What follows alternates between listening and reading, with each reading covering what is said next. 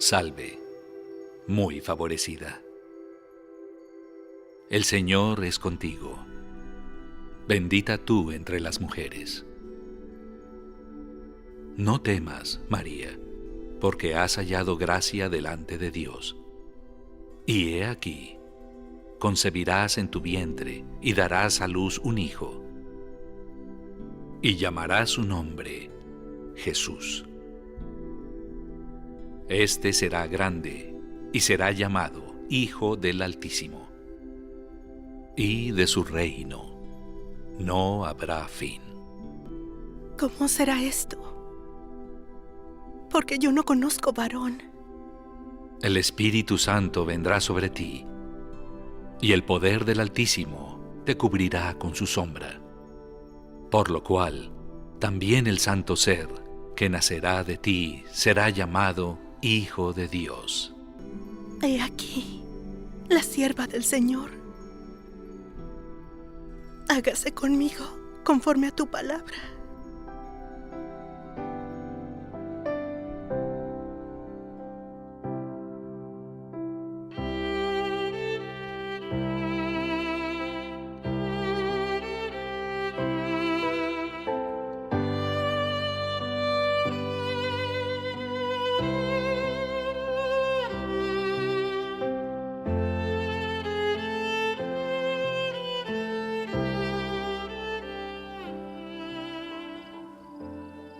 José, hijo de David, no temas recibir a María, tu esposa, porque lo que en ella es engendrado es del Espíritu Santo. Y dará a luz un hijo, y llamarás su nombre Jesús, porque él salvará a su pueblo de sus pecados.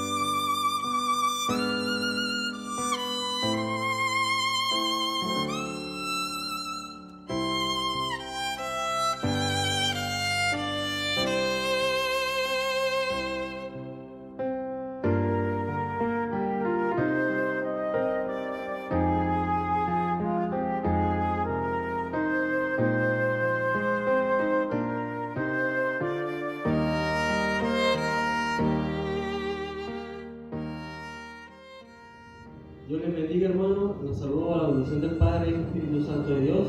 Por misericordia de Dios, me tocó en esta oportunidad la predicación. Mi nombre es José Montenegro, para quien no me conoce. Vamos a estar haciendo lectura de la palabra en el libro de Primera de Corintios, capítulo 11, versículo 17 en adelante, amén. Dice: pero al anunciaros esto que sigue, no os alabo, porque no os congregáis para lo mejor, sino para lo peor. Amén. Podemos ver, amados hermanos, que en esta epístola que el apóstol Pablo envió a la iglesia de Corintio, iba una serie de amonestaciones y una serie de felicitaciones también. Podemos ver que en el capítulo 11, versículo 1 al 16, hay una serie de felicitaciones. Dice que alababa porque se acordaban de él y que había cierta hermandad y que habían buenas prácticas dentro de la iglesia, amén. Pero yo quiero hablarles específicamente de una práctica que no era del agrado del Señor. Por ende, este apóstol decidió hacer esta amonestación debido a que tenía la autoridad, porque él había recibido directamente de nuestro Señor Jesucristo la instrucción para llevar a cabo esta cena o esta actividad solemne, una celebración solemne que conmemora la muerte de nuestro Señor Jesucristo y el nuevo pacto, amén. Vamos a estarle primero dando el conocimiento o el significado de qué es la Santa Cena. Dice, la Santa Cena es una celebración que conmemora dos cosas: la muerte de nuestro Señor Jesús y el nuevo pacto con los hijos de Dios y con su pueblo, que somos nosotros los que nos arrepentimos y que por fe seguimos la enseñanza y la doctrina dada por nuestro Señor Jesucristo a través de su venida y de los apóstoles que Él instituyó para que afirmaran la base de lo que es el Evangelio, que hoy algunos, por misericordia de Dios, disfrutamos la sana doctrina, amén. Podemos ver, amados hermanos, que la Santa Cena, a la Santa Cena estaba vinculada a una cena aparte que era conocida como ágape. Esta es la que habla el apóstol Pablo aquí en el versículo del 17 al 22. Yo quiero leerlo todo, amén. Dice: pero al anunciar esto que sigue no os alabo, porque no os congregáis para lo mejor, sino para lo peor. Pues en primer lugar, cuando os reunís como iglesia, oigo que hay entre vosotros divisiones, y en parte lo creo. Cuando el apóstol Pablo dice que en parte lo creo, es porque ya su experiencia le daba el conocimiento ya innato. No tenía que ir a investigar si era verdad o si era mentira o si necesitaba testigo. No, porque ya el conocimiento, la trayectoria que el apóstol tenía, le daba de forma inmediata que la veracidad de que esto era correcto. ¿Por qué? Porque dice en divisiones. En otra versión, en la versión de las Américas, dice oposición, dice: entre vosotros hay contienda. Y el apóstol quería explicar más a detalle el por qué. Y en el 19 lo vamos a ver. Dice: porque es preciso que entre vosotros haya disensión. En otra versión dice oposición. En la versión de las Américas dice oposición. ¿Por qué? Porque para que se hagan manifiesto entre vosotros los que son aprobados, los que son salvos de los que no. Creo que está bien claro eso allí. Cuando pues os reunís vosotros, esto no es a comer la cena del Señor, porque al comer cada uno se adelanta a tomar su propia cena, y uno tiene hambre y otro se embriaga, pues que no tenéis casa en que comáis y bebáis, o menospreciáis la iglesia de Dios y avergonzáis a los que no tienen nada. ¿Qué os diré? ¿Os alabaré en esto? No os alabaré. ¿Qué hacían? Que cada uno, en aquel tiempo la cena ágape se celebraba prácticamente como ahora. Cada quien lleva algo de lo que pueda y compartían de todo lo que se llevaba, compartían. Si algo caracterizaba a la iglesia de esta época era la pobreza, debido a la persecución y debido a la guerra y debido a los impuestos que Roma cobraba a todos los lugares que colonizaba. Entonces eran tan altos los impuestos que las personas a duras penas podían pagar y comer. Imagínense, muy pocos tenían el privilegio de vivir bien en esta época. Entonces, ¿qué hacían las personas? Llevaban, pero a los pobres no les daban, no querían compartir con ellos, y se comían todo rápido, y el vino se lo bebían rápido, se lo bebían tan rápido que se embriagaban, y entonces se excedían. Y dice que menospreciaban la iglesia del Señor porque somos un cuerpo, y si aborrece a tu hermano, pues aborrece a Cristo, que es la cabeza del cuerpo, ¿amén? Entonces creo que por acá ya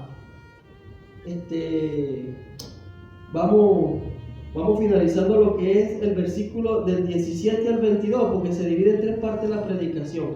Entonces quiero hacer énfasis aquí en la parte donde dice que las divisiones son oposición y en cuanto a desacuerdo, contienda, riña, disputa entre personas que por no tener el mismo punto de vista. Y en cuanto a lo aprobado, que lo vamos a ver más adelante nuevamente, es el requerimiento mínimo con el que se tiene para cumplir con un estandarte. Este es un concepto propio, sacado de leer diferentes definiciones, porque no me daba la correcta, pero un estandarte es podemos decir, es un requerimiento mínimo que se pide en este caso al creyente para poder formar parte o tomar parte en la Santa Cena. ¿Ven? Vamos a leer en el versículo 23 en adelante, del 27 en adelante, ¿ven? Porque quiero dejar del 23 al 26 de último. Entonces, vamos a leer ahí. De manera que cualquiera que comiere este pan o bebiere esta copa del Señor será culpado del cuerpo y de la sangre del Señor. Por tanto, pruébese cada uno a sí mismo y coma así del pan y beba de la copa. Porque el que come y bebe indignamente, sin discernir el cuerpo del Señor, juicio come y bebe para sí, por lo cual hay muchos enfermos y debilitados entre vosotros, y muchos duermen. Si pues no examinésemos a nosotros mismos, no seríamos juzgados, mas siendo juzgados somos castigados por el Señor, para que no seamos condenados con el mundo. Así que, hermanos míos, cuando os reunáis a comer, esperaos unos a otros. Si alguno tuviera hambre, coma en su casa, para que no os reunáis para juicio. Las demás cosas las pondré en orden cuando yo fuere. Entonces, yo quiero leer acá el 27. Dice, de manera que cualquiera que comiere este pan y bebiera esta copa del Señor indignamente, será culpado del cuerpo y de la sangre del Señor. Amén. Dijimos que aprobado es una persona que tiene la capacidad o el nivel mínimo, el requerimiento mínimo que se necesita para poder tomar parte, en este caso, de la cena del Señor. Vamos a ver ahora el concepto de indignamente. Yo lo tengo por acá también. Indigno. Dice que no es merecedor de aquello que se expresa. Ok. Entonces, dice que todo aquel que no es merecedor de tomar la Santa Cena en base a una prueba, a un examen que uno hace, ¿cómo se dice?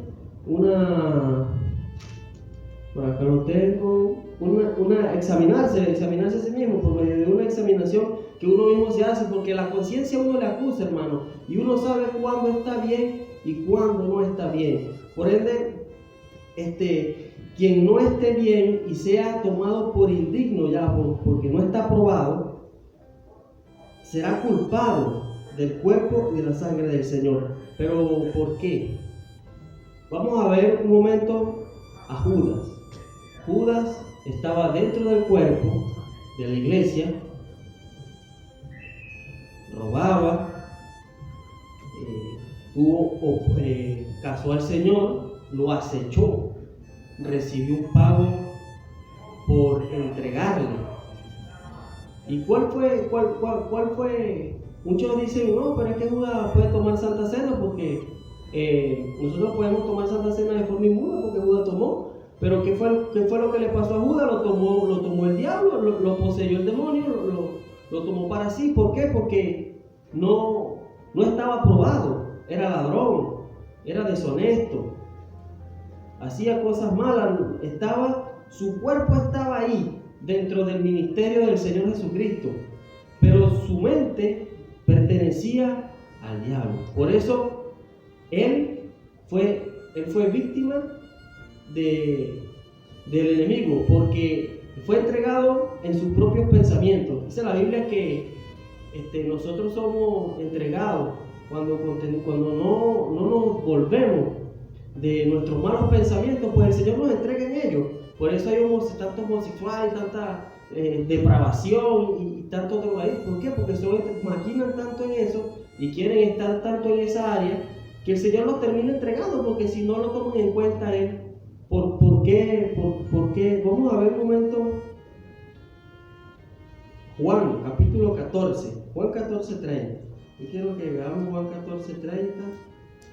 Un momento. Juan 14:30. Vamos a ver qué dice.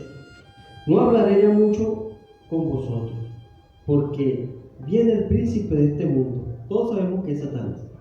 Y él nada tiene en mí. Hermano, cuando yo leí este versículo bíblico, yo lloré. Porque sentí la pureza del Señor. Porque cuando dice, nada tiene en mí, quiere decir que Él estaba limpio, Él no tenía levadura. Él es el pan. Él es el pan que fue dividido en aquella cena, en aquel momento. Él es la pureza, el pan sin levadura, el pan de la Pascua y el cordero sacrificado. Él es la Santa Cena. Él es Él es la llave para librarnos de la muerte. Lo podemos ver también en referencia en el libro de Éxodo. Tengo por aquí una anotación también que hace referencia a Éxodo 24. Yo quiero leer un momento porque es que tiene mucha similitud, hermano, y es menester hacerlo. Éxodo 24, del 6 al 8. Dice así, vamos a leer. Dice, y Moisés tomó la mitad y Moisés tomó la mitad de la sangre y la puso en tazones, y esparció la sangre y la puso en tazones. Y Moisés tomó la mitad de la sangre y la puso en tazones, y esparció la otra mitad de la sangre sobre el altar. Y tomó la otra mitad de la sangre del altar, y tomó el libro del pacto y lo leyó a oído del pueblo, el cual dijo, haremos todas las cosas que Jehová ha dicho y obedeceremos. Entonces Moisés tomó la sangre y la roció sobre el pueblo y dijo, he aquí la sangre del pacto de Jehová ha hecho con vosotros sobre todas estas cosas. Fue la confirmación del pacto ya hecho en la Pascua. Pero yo quiero que usted vea que la sangre fue rociada sobre todos aquellos que se libraron de la muerte, que fueron librados de la esclavitud. Y ahí vamos al Pashak. Pashak es lo que significa Pascua. Pascua en hebreo, la Pascua proviene del hebreo Pashak, que significa pasar o el que pasa. Pero ¿qué pasa? ¿Qué pasa? Vamos a ver la Pascua instituida. Es la 10ª plaga, hermano. Y habla, yo no voy a leer mucho acá en el libro de Éxodo capítulo 12, 11 y 12, léalo, 11 y 12. Pero ya todos sabemos que la cena trataba del sacrificio de un cordero y que íbamos a pintar los dinteles de la puerta con la sangre del cordero sacrificado, y que el ángel de la muerte que venía en ese momento iba a pasar de largo, los iba a ignorar. ¿Por qué? Porque Dios tiene distinción de sus hijos de los que no lo son. Aleluya, la gloria a Dios. Mira, en este momento, yo pego el Éxodo con el sacrificio del Señor. Y así como libró el Señor a los hebreos de la esclavitud de los egipcios, los libró de esa muerte de los primogénitos, e hizo un pacto de sangre, en este momento nosotros también somos librados, hermanos, librados del pecado y de la muerte por medio de la sangre del Señor que fue rociada sobre todos nosotros el día que nos bautizamos. Escuche bien, mira, esto es una confirmación. Todo apuntaba desde que Moisés sacó al pueblo de Egipto por mandato del Señor, todo apuntaba al sacrificio del Señor. No se puede tener por inmunda la sangre de nuestro Señor. Hay que tener mucho cuidado en esto, y voy a hacer énfasis en el cuidado que tenemos que tener, porque dice una palabra ahí, muchos duermen. Hay una palabra ahí que dice muchos duermen. Amén. Mira, dice De manera que cualquiera que comiere de este pan y bebiere de esta copa del Señor indignamente será culpado del cuerpo de la sangre del Señor. ¿Por qué? Porque el Señor es un cordero inocente, un corderito inocente. Por tanto, pruébese cada uno a sí mismo y coma así del pan y beba de la copa. Porque el que come y bebe indignamente, sin discernir el cuerpo del Señor, juicio come y bebe para sí. Por lo cual hay muchos enfermos y debilitados entre vosotros. Me imagino que debilitados espiritualmente. Y muchos duermen. Duermen acá es un eufemismo. Un eufemismo es una palabra que se utiliza para sustituir a otra que suena muy grosera. Por ejemplo, duerme aquí viene siendo muerto o muerte, para no decir, y hay muchos muertos, dicen, y muchos duermen. Entonces, muchas enfermedades y mucha tragedia vienen a nosotros por el simple hecho de tomar la Santa Cena de forma indigna. Y esto es muy común en las iglesias, hermano. Personas que tienen por menos esta celebración solemne. Es una celebración solemne. El Señor dice que hiciéramos esto cada vez en su nombre, anunciando su venida, anunciando que viene pronto. No seamos como Judas, hermano. Es preferible pasar la vergüenza de decir, no, hermano, mire, no me siento bien, no me siento en condición, de verdad, mira, yo me discierno y no siento que yo deba hacer esto. Es mejor pasar esa vergüenza a dormir, hermano. Porque si estaba mal y duerme, entonces quizá no tenga oportunidad de clamar a Dios y se va mal con el Señor. Ya saben para dónde va. El Señor es justo y no va a tomar algo que no le pertenece. Y si usted no le pertenece a Dios, le pertenece al otro. Amén. Dios les bendiga. Hasta aquí me ha dado el Señor esta predicación. Yo quiero, hermano, darle la gracia a Dios por esta nueva oportunidad. Y quiero finalizar con una oración dando gracias por la prédica y luego dando glorias al Señor. Amén. Padre mío, Señor, gracias te doy en este día por darme la oportunidad de hablar de tu palabra, Señor. Has puesto tu palabra en mi boca, papá. Has puesto tu palabra en mi boca, Señor. Desde hace tiempo había puesto esta prédica en mi mente, Señor. Aquí estoy cumpliendo, sirviendo, Señor, como siervo inútil, Señor. Gracias te doy por esta nueva oportunidad.